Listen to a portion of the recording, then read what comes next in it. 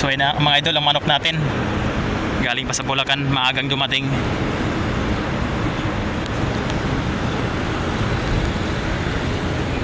$400 ko yan, oh, yung ano, shipping fee. Tinakpan ko sir kasi butas yan eh. Sige, sige. Mabibilad lalo yung manok. Yo, what's up mga idol? Magandang umaga. So ayan, dumating ang ating manok galing Bulacan. I-unbox natin.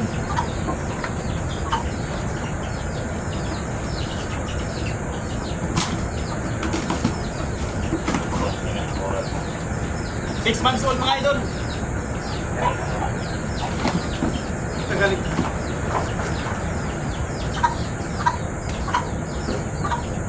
So ayan, di na masama. 6 months old. Wala pang tahid. Saka nakalabas lang. Gano? 2,000 lang idol. Medyo kaibigan.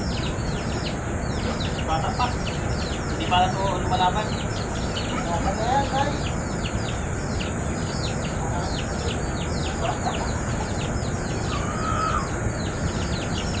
Pwede na yan? Tay? Aloy, pwede na yan?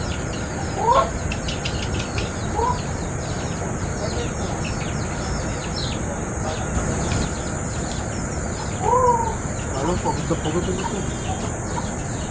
Kami lang mga idol. Takpan mga idol. Mas yun!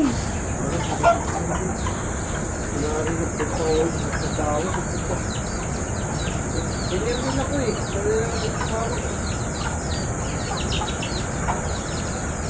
Lumalaban, no? Kahit pagod.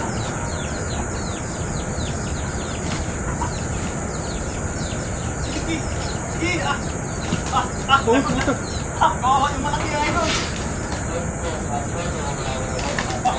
Lunay kayo. Sige, wait. Magaganti ah. Abdin, galing. Tama na. Tawagin mo na rito. Wala pala yan, malaki lang pala yun eh. Idol, ayos. Palaban kahit bata pa. Alam nyo, ano masasabi nyo? So ayan, anong masasabi ninyo sa manok natin na biling 2,000 mula Bulacan? Pwede na.